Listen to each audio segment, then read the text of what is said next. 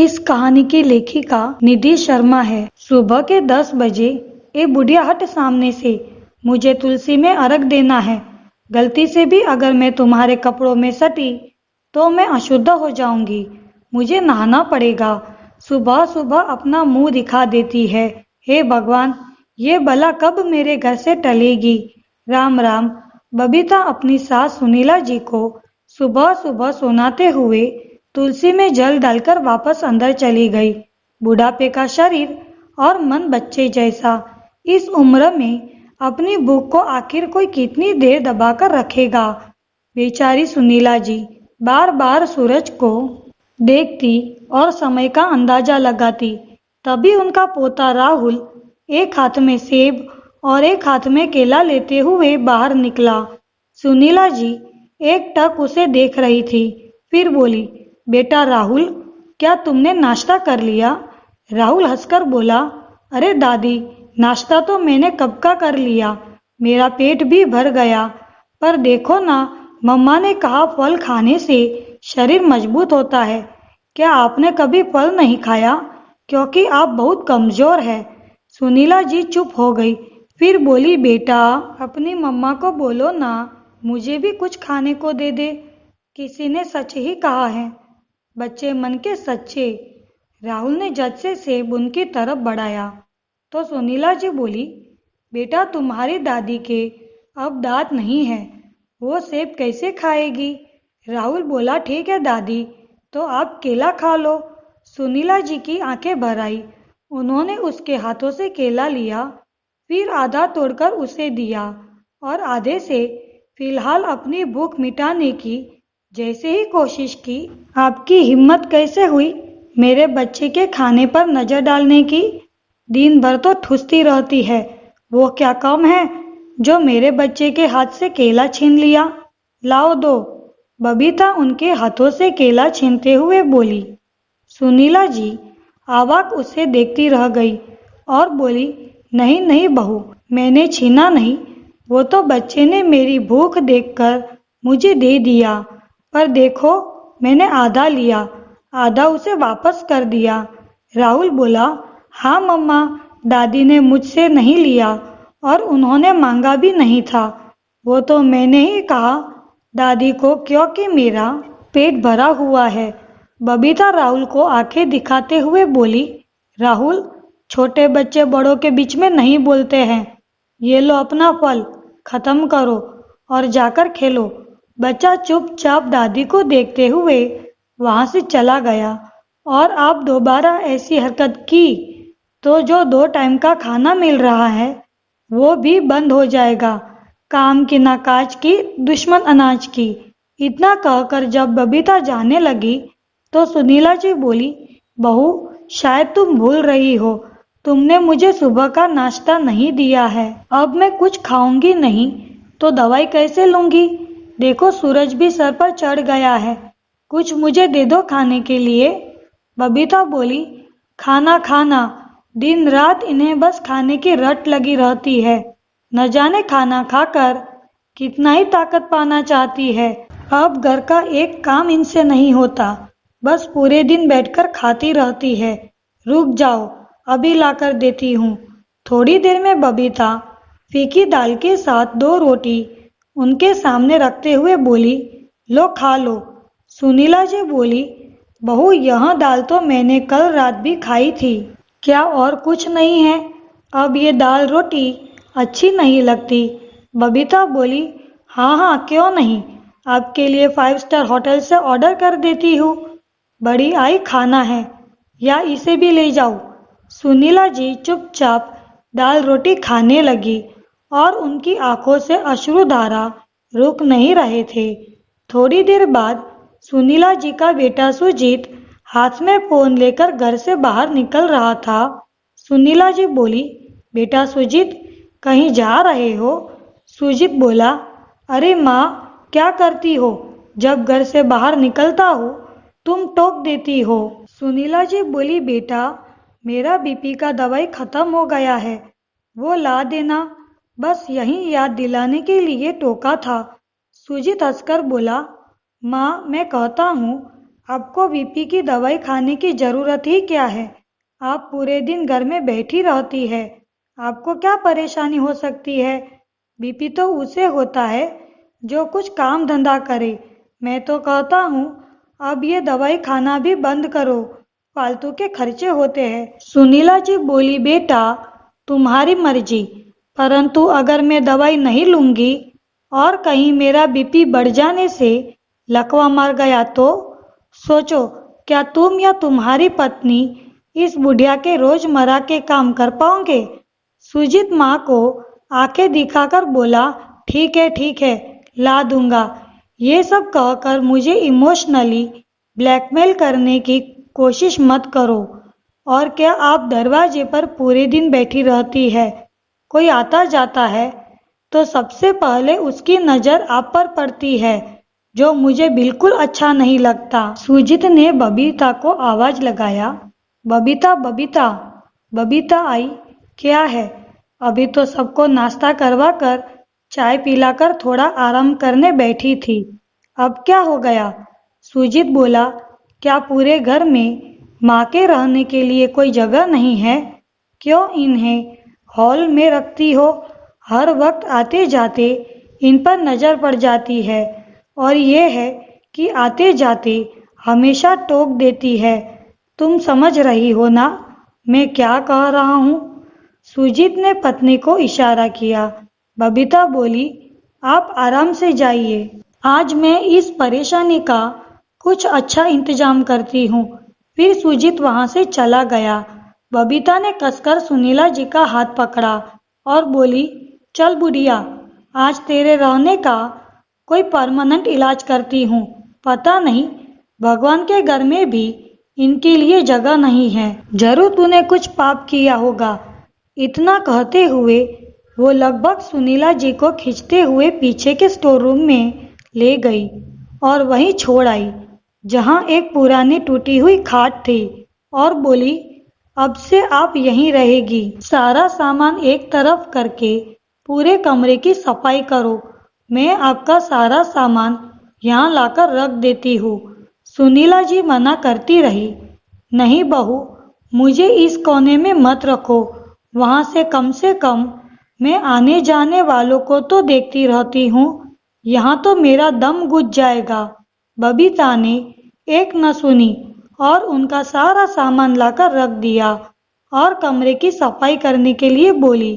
बेचारी सुनीला जी आखिर करती भी क्या, धीरे धीरे कमरे की सफाई की, सारा सामान एक तरफ किया। फिर उनकी छोटी सी खटिया के लिए उस कमरे में जगह बची। बगल में एक पुरानी हिलती हुई टेबल, जिस पर एक बोतल पानी, पुरानी सी गिलास और टेढ़ी मेढ़ी उनकी थाली, मानो किसी जेल के कैदी का सामान हो। वक्त बिता। पहले सुनीला जी कम से कम आते जाते अपने बेटे पोते को देखती थी, पर इस कोने में तो कोई उन्हें झांकने भी नहीं आता था।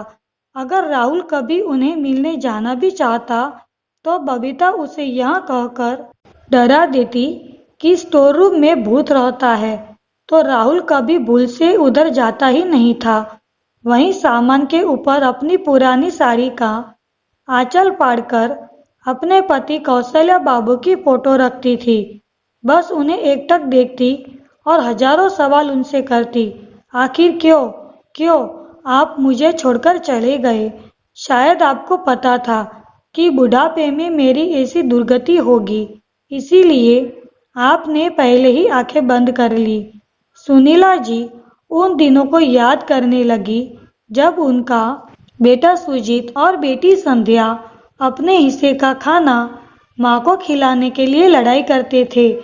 कौशल बाबू कहते, देख लो सुनीला, दोनों बच्चे मुझसे ज्यादा तुम्हें प्यार करते हैं। बुढ़ापे में तुम्हारा बेटा तुम्हें बिस्तर से नीचे नहीं उतरने देगा, हथेलियों पर रखेगा।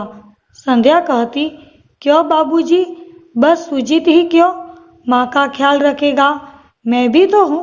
माँ, जब बाबूजी रिटायर हो जाएंगे तो 6 महीने आप सुजीत के पास रहोगी और 6 महीने मेरे पास। देख लो माँ, एक दिन भी मैं अपने हिस्से का सुजीत को नहीं दूंगी। सुनीला जी मुस्कुराकर कहती, बेटी तो पराया धन होती है और मायके की शोभा होती है। हाँ, बस अपनी माँ का हालचाल लेते रहना, इतने में ही मैं खुश हो जाऊंगी। सुजीत कहता, मेरी माँ मेरे साथ रहेगी, कहीं नहीं जाएगी। देखना, मैं माँ को खिला पिला कर ऐसा हट्टा कट्टा कर दूंगा कि माँ बूढ़ी होगी ही नहीं।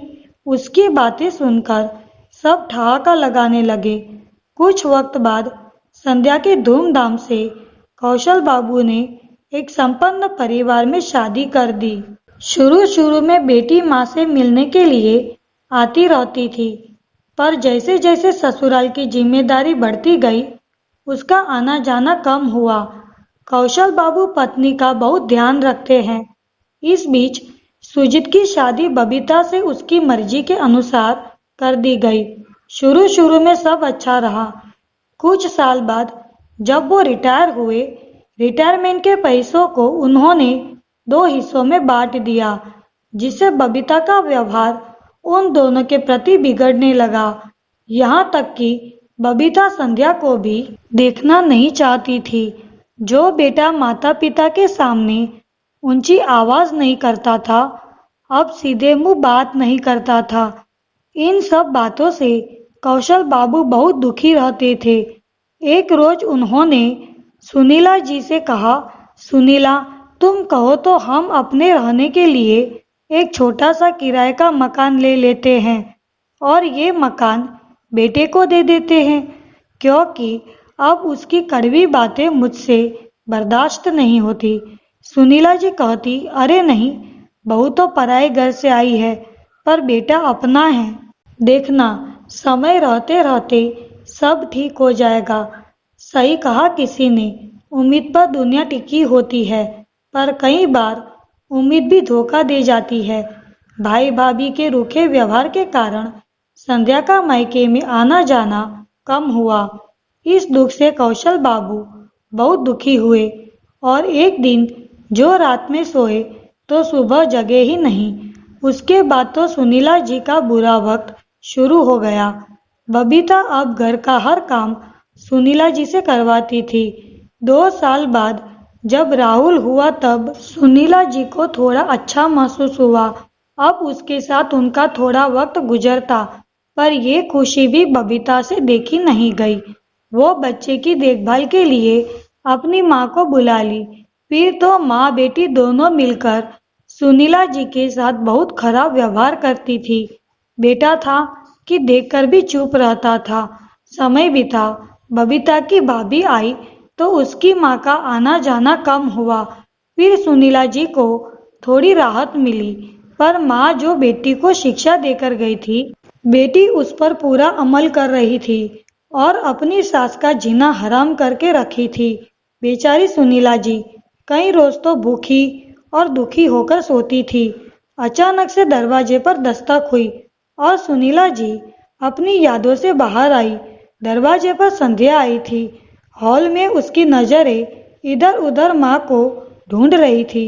तभी राहुल बोला, बुआ, आप दादी को ढूंढ रही है? दादी पीछे वाले स्टोर रूम में है। संध्या ने अपना सामान वहीं छोड़ा और भागी भागी माँ के पास गई और माँ को गले लगाई। सुनीला जी बोली, तू कितनी बदल गई बेटा, तुझे अपनी माँ की याद नहीं आती? तुमने भी अपनी माँ को छोड़ दिया। इतना कहकर वो फुट फुट कर रोने लगी। संध्या ने पहले माँ को चुप करवाया, फिर अपना बैग लेकर आई और उसमें से खाखरा और अचार निकालकर पहले माँ को भरपेट खिलाई, फिर जूस पिलाई। संध्या बोली, माँ थोड़ी देर आराम करो, मैं राहुल से मिलकर आती हूँ, फिर आपसे बात करूँगी। बहुत दिनों बाद सुनीला जी ने भरपेट खाया तो उन्हें नींद आ गई। संध्या हॉल में जाकर राहुल को चॉकलेट देते हुए बोली, बेटा राहुल, तुम बाहर जाकर खेलो। बच्चा चला गया। संध्या बोली, भाभी, आप में इतनी भी इंसानियत नहीं है। अरे, जो घर की मालकिन थी उसे अपने स्टोर रूम में सामान की तरह रख लिया। मुझसे आपके मायके की बात छुपी नहीं है। जो इंसान एक हाथ से बोता है वहीं दूसरे हाथ से काटता भी है। आप मेरी माँ के साथ जितना गलत करेगी उधर उसकी सजा आपकी माँ भी भुगतेगी। याद रखिए, उसकी लाठी में आवाज नहीं होती। ननन भाभी में बहुत बहस हुई। सुजीत बीच में बोला तो संध्या बोली, तुम तो रहने ही दो भाई। अरे, तुम जैसे बेटे होने से अच्छा है ईश्वर किसी को बेटा ना दे। पर देखो, तुम्हें सबक सिखाने के लिए भगवान ने तुम्हारे घर में भी बेटा दिया। अगर तुमने अपनी भूल अभी नहीं सुधारी तो याद रखो, इससे बुरी हालत तुम्हारी होगी। यहाँ तो मैं अपनी माँ को देखने आ गई, तुम्हें देखने कौन आएगा भाई? सुजीत बोला, इतनी ही चिंता है तो ले क्यों नहीं जाती माँ को? बाबूजी के रिटायरमेंट के पैसे में अपना हिस्सा लेने आ गई और जिम्मेदारी निभाने समय भूल गई। संध्या हंसकर बोली, नहीं भूली थी, इंतजाम कर रही थी। सही कहा तुमने, हिस्सा तो मेरा इस घर में भी है। मैं माँ को अपने साथ ले जाऊंगी। अब उसकी जो बची हुई जिंदगी है उसे मैं इस नर्क में नहीं गुजारने दूंगी। और याद रखो, तुम्हें भी चैन से जीने नहीं दूंगी। तुमने मेरी माँ के जितने आंसू बहाए हैं उसका गिन गिन कर तुम दोनों से बदला लूंगी। तुम दोनों को अगर मैंने खून के आंसू न रुलाए तो मैं भी अपने बाप की बेटी नहीं। इतना कहकर संध्या माँ के पास चली गई। एक बैग में सबसे पहले उसने अपने पिता की तस्वीर माँ के आंचल में समेटकर रख ली। फिर जितने भी अस्पताल के कागज थे वो रखी। कुछ घंटे बाद जब सुनीला जी सोकर जगी तो संध्या बोली, माँ, आपने अपने जीवन का आधा वक्त अपने बेटे को दे दिया। अब मेरी बारी है। आपको मेरी कसम, जो आपने ना कहा, वरना मैं अपने मृत पिता को क्या जवाब दूंगी? सुनीला जी बोली, हाँ बेटा, अब मैं बेटे के मुंह में अपनी दुर्गति नहीं करवाऊंगी। भले ही मुझे तुम किसी वृद्धा आश्रम में छोड़ दे, पर मैं इस नर्क में अब नहीं रहना चाहती। मैं कहती हूँ, इसे कभी माफ मत करना। इसने वो किया है जो कि गैर भी नहीं करता। संध्या ने माँ के बाल बनाए बड़े प्यार से, उसे बच्चों की तरह तैयार किया और हाथ थामकर चली गई।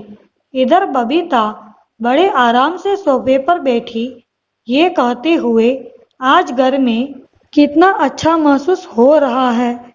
घर से बला टली, आज तक उसके सर पर तलवार लटक रही थी। संध्या अपनी माँ को लेकर अपने क्वार्टर पर गई। सरकारी नौकरी करती थी, उसका क्वार्टर खाली रहता था। माँ को वहाँ रखा और सारी व्यवस्था की। सरकारी नौकर चाकर भी थे, वहाँ माँ को कोई दिक्कत नहीं होती। कुछ ही दूरी पर उसने अपना खुद का फ्लैट लिया था। वहाँ उसके सास ससुर और उसका पूरा परिवार रहता था। अब हर दिन संध्या दफ्तर जाने से पहले माँ से मिलकर जाती और दिन का एक समय सब एक साथ बैठकर खाना खाते। करीब 15 दिन बाद माँ की सहमति से संध्या ने अपने भाई को नोटिस भेजा कि उस घर को उसे खाली करना होगा। सुजीत और बबीता सुनीला जी के पास आए। सुनीला जी बोली, उस घर को मैंने बेचने का निर्णय कर लिया है। मैं तुम्हारी तरह धोखेबाज नहीं हूँ। घर बिकने के बाद उन पैसों के 3 हिस्से लगेंगे। बबीता बोली, ये तो गलत है। एक तो पापा जी के रिटायरमेंट के पैसे में भी आपने 2 हिस्से लगाए, पूरे समय हमारे साथ रही।